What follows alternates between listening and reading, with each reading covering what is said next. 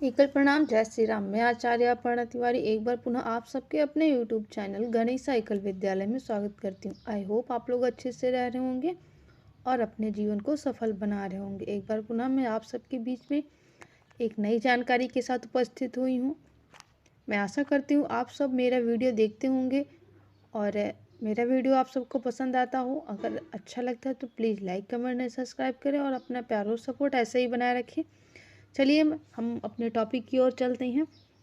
जैसा कि आप सबको पता है कि मैंने आप सबको आचार्य पुस्तिका पढ़ाने का प्रॉमिस किया था और मैं वो उस कार्य को पूरा करने में लगी भी हूँ। और आज इस क्रम में मैं पेज नंबर 14 आप सबके बीच में मैं रखने वाली हूँ, जिसमें जो हेडिंग थी हमारी संच केंद्र पर मैं शिक्षण सामग्री बताई थी आप सबको पिछले वीडियो में। अगर आप सबने नहीं देखा हो तो वो सारे वीडियो जाकर के आप लोग देखिए। मैंने प्लेलिस्ट बना दिया है जिसमें एकल के सारे वीडियो हैं। आप प्लेलिस्ट में जाइए और वहाँ से जितनी भी वीडियो हैं हमारे एकल के आप लोग देख सकते हैं। और मैंने थंबनेल में पेज वाइज नंबर भी डाल दिया है। आप जिस पेज को भी देखना चाहें, समझना चाहें, आप देख सकते हो। तो हम आप सबको शिक्षण की सामग्री बता रहे थे, जिसमें विद्यालय की सामग्री मैंने बताया था, आचार्य के पास क्या होना चाहिए, एक छात्र के पास क्या होना चाहिए और संच केंद्र पर क्या होना चाहिए, जिसमें से हम संच केंद्र के बारे में आप सबको थोड़ी बहुत जानकारी दे चुके थे। उसी की क्रम में आगे हमें जो बताना है वो हमारा अगला टॉपिक है गुरु पूर्णिमा या आषाढ़ पूर्णिमा। गुरु पूर्णिमा को आषाढ़ पूर्णिमा भी कहते हैं। इसमें आचार्य का सम्मान, गीत, गुरु महिमा की कहानी बताई जानी चाहिए। ये सारी चीज़ें जो संच स्तर पर करने चाहिए। फिर रक्षाबंधन या श्रावण पूर्णिमा, रक्षाबंधन या श्रावण पूर्णिमा, इसमें रक्षा सूत्र बांधना, रक्षाबंधन से संबंधित कहानियाँ इत्यादि बच्चों के बीच में सुनाना। रक्षाबंधन का हमारे एकल में रक्षाबंधन का कार्यक्रम बहुत ही धूमधाम से मनाया जाता है। ये जो रक्षाबंधन का कार्यक्रम होता है, ये हमारी आचार्य बहनें जो होती हैं, ये रक्षाबंधन का कार्यक्रम वो इससे पुलिस चौकी हुआ या सीमा के क्षेत्रों में जा कर के हमारे जो आर्मी भाई भैया लोग होते हैं या जो पुलिसकर्मी भैया लोग होते हैं, इनके कलाई में राखी बांधती हैं और उनसे ऐसी कामना करती हैं कि आप लोग सदा हमारी रक्षा करें। तो इस तरह से हमारा रक्षाबंधन का कार्यक्रम एकल में बहुत ही धूमधाम से मनाया जाता है।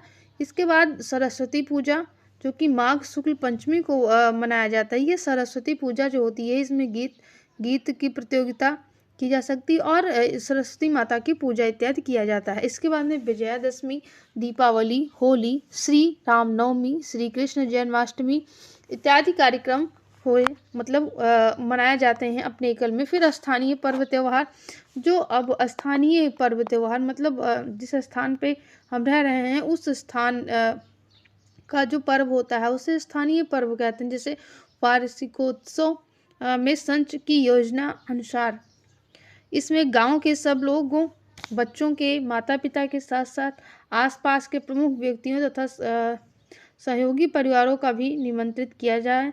बच्चों के द्वारा शारीरिक कार्यक्रम, योग, व्यायाम, सामूहिक गीत, सांस्कृतिक कार्यक्रम इत्यादि आयोजित किए जा सकते हैं। जो हमारे स्थानीय त्यौहार होते हैं, मतलब कि वार्षिकोत्सव जो होता है, इसका आयोजन जो है वो संच की योजना अनुसार करना चाहिए। कि जो मतलब जैसे कोई भी आचार्य कोई कार्यक्रम कर रहा है या कोई भी कर रहा है तो अपने वरिष्ठों का योजना में शामिल करना चाहिए। और इसमें गांव के लोग होने चाहिए, आचार्य के लोग मतलब आचार्य की उपस्थिति और गांव के लोग होने चाहिए, और जो हमारे समिति के लोग हैं वो उनके फैमिली वाले इत्यादि सभी लोगों को वहां पर आमंत्रित करना चाहिए। और बच्चों के माध्यम से वहां पर कुछ सामूहिक सांस्कृतिक कार्यक्रम भी करवाना चाहिए। इसके बाद में हम कुछ विशिष्ट तकनीकों के बारे में बात करेंगे। बच्चों को किस तरह से पढ़ाएं, उसकी कुछ विशिष्ट तकनीकें होती हैं। तो वो इस प्रकार से कि एकल विद्यालय में पढ़ाने की कुछ विशिष्ट तकनीकों का प्रयोग किया जाता है। अब जैसा कि मतलब शिक्षा हर जगह पे दी जाती है, लेकिन हमारे एकल में जो शिक्षा दी जाती है उसका अपना एक अलग ही भूमिका होती है, जो कि अन्य विद्यालयों से हट के होती है। एकल की शिक्षा ऐसी है जो कि इसे अन्य स्कूल और विद्यालय कॉलेज से अपने इस संगठन को अलग करती है, क्योंकि यहाँ पर शिक्षा मतलब बच्चों के समग्र विकास के लिए दिया जाता है। उन्हें सिर्फ शिक्षा में सफलता हासिल नहीं बल्कि उनका समग्र विकास पर ध्यान दिया जाता है। तो अपने एकल में शिक्षा देने का एक विशिष्ट तकनीक है जो इस प्रकार से क, ख, ग, घ, क, ख, ग, घ। इसका अर्थ है यहाँ पे क का अर्थ होता है कहानी के माध्यम से बच्चों को पढ़ाना, ख का अर्थ होता है खेल के माध्यम से, अधिक से अधिक खेलों के माध्यम से बच्चों को पढ़ाना, ग का अर्थ होता है गीतों के माध्यम से पढ़ाना और घ का अर्थ होता है घर घर संपर्क करना। आई होप आप लोग क, ख, ग, घ का अर्थ समझ गए हूँ। क का अर्थ होता है कहानी, ख का अर्थ होता है खेल, ग का अर्थ होता है गीत के माध्यम से, घ अर्थात घर घर जा कर के लोगों से संपर्क बनाना। ये सारा कार्य आचार्य का होता है।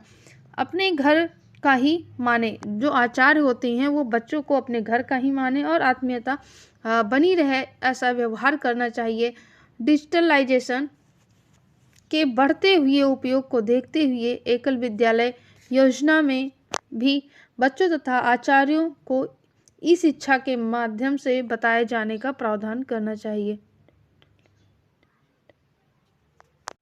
फिर अगली टॉपिक जो हमारी है वो कहानी है। बच्चों को प्रतिदिन कहानी सुनाना व उनसे सुनना, बच्चों को लिखवाते रहना चाहिए। कहानी से बच्चों की भावनाओं का विकास होता है। बच्चों से जब बच्चों को आप कहानी सुनाएं तो ये कहानी सुना दीजिए। इसके बाद में बच्चों से कहिए बेटा स्वयं आप इसी पर आधारित, जैसे आप मान लीजिए किसी दिन आप किसान की कहानी सुना रहे हैं तो ये कहानी आपने सुना दिया ना, तो आप बच्चों से कहिए कि बेटा अब आप लोग भी अपने मन से कोई ऐसी कहानी बना लेके आओ जो कि किसान पर आधारित हो। इससे बच्चे के सोचने समझने है कि जो क्षमता है ना उसका विकास होगा और बच्चों के भावनात्मक विकास इसमें होगी। और भाषा पढ़ाने का यह अद्भुत माध्यम है और बच्चों को मतलब जो भाषा का ज्ञान होता है इससे बहुत अच्छे से दिया जा सकेगा और उनके बौद्धिक कौशल जो है ना उसका विकास होगा। फिर विधि अगर देखें तो बच्चों को पास पास बिठाना है ना, कि मतलब बच्चों को कैसे बिठाना चाहिए, तो बच्चों को पास पास बिठाना, फिर बच्चों की ओर देखना, सबकी ओर बारी बारी से देखना है ना। जब बच्चों को आप सामने अपने ऐसे बिठा दिए हैं तो आचार्य यदि पर्टिकुलर आप एक बच्चे पर ध्यान दे रहे हो, बार बार उसी बच्चे को देख के आप समझा रहे हो, कुछ पूछना हो रहा है बार बार आप उसी बच्चे से पूछ रहे हो, तो ये गलत तरीका है। आप ऐसे बच्चों को सामने बिठाइए कि सब बच्चे आपके नज़र के सामने हो और बारी बारी से आप सभी बच्चों की ओर देखकर पढ़ाएं। कहानी भावपूर्ण ढंग से कहना चाहिए। जब आप बच्चों को कोई कहानी पढ़ा रहे हैं या सिखा रहे हैं, दिखा रहे तो उसके हाव भाव अपने ध्वनि में उतार चढ़ाव को लाना चाहिए, अर्थात जहाँ पर ऐसे दुख का माहौल है तो थोड़ा दुखी भाव से, अगर खुशी का माहौल है तो खुशी मतलब खुश होकर के जो भी कहानी आप बच्चों को सुना रहे हैं तो उस हाव भाव से सुनाइए ताकि बच्चे बहुत ध्यान से सुने और उस चीज़ को समझें। फिर कहानी स्थानीय बोली में कहना है ना, बच्चों को जो कहानी आप सुना रहे हो वो स्थानीय भाषा में सुनानी चाहिए, उसमें आपको भी आसानी होगी और बीच बीच में कहीं कहीं आप औपचारिक या प्रांतीय भाषा का भी प्रयोग कर सकते हो। बीच बीच में छोटे छोटे प्रश्न भी बच्चों से पूछते रहना चाहिए ताकि बच्चों का जो ध्यान है ना वो इधर उधर ना जाए। अगर आप मतलब बच्चों को पढ़ाई करवा रहे हैं या आप स्वयं पढ़ रहे हैं, आप लोग भी देखे होंगे, अगर आपका टीचर आपको पढ़ाता होगा तो यदि आपसे बीच बीच में अगर कोई सवाल पूछता है ना तो आपका ध्यान संपूर्णतः क्लास में रहता है कि कहीं ऐसा ना हो कि कोई चीज़ हम मिस कर जाएं और हमारे टीचर अगर मेरे से कुछ पूछ रहे हैं ना तो मैं कहीं मिस ना कर जाऊं, मुझे लोगों के बीच में खड़ा ना होना पड़े। ऐसे तमाम ढेर सारी बातें अपने दिमाग में रहती हैं ना, तो जो आप बच्चों से क्वेश्चन पूछते रहेंगे तो इससे क्या होगा कि बच्चों का ध्यान आपकी ओर रहेगा और बच्चे बहुत ही ध्यान से चीज़ों को सुनेंगे और उनका दिमाग मतलब मन जो है ना वो इधर उधर नहीं भटकेगा। फिर कहानी के साथ साथ संबंधित चित्र, गीत, मुखौटे आदि का उपयोग किया जा सकता है। जब आप कहानी सुनाएं तो उनसे संबंधित चित्र का भी प्रयोग करें, गीत गा के भी, और अगर यदि हो तो मुखौटा बना करके बच्चों को उन सारी चीज़ों को दिखाते रहना चाहिए। बहुत डराने वाली भूत प्रेत, डायन, जादू आदि की कहानियाँ नहीं सुनाना चाहिए, इससे बच्चों पर बुरा प्रभाव पड़ता है। क्योंकि आप सबको पता है ना, भूत प्रेत डायन चुड़ैल इत्यादि नाम की कोई भी चीज़ नहीं होती है। लोग कहते हैं ना भय से भूत, और वाकई में भय से ही भूत होता है। तो बच्चों को ऐसी कहानी ना सुनाएं जिससे उनके दिमाग पर बुरा प्रभाव पड़े और और जो हमारे बच्चे हैं वो आपने आगे चल कर अपने लाइफ में इन सारे बेकार की चीज़ों में पड़े। फिर बच्चों को साहस, चतुराई, परिश्रम, देशभक्ति, नीति आदि सकारात्मक भाव वाली कहानी सुनाना चाहिए।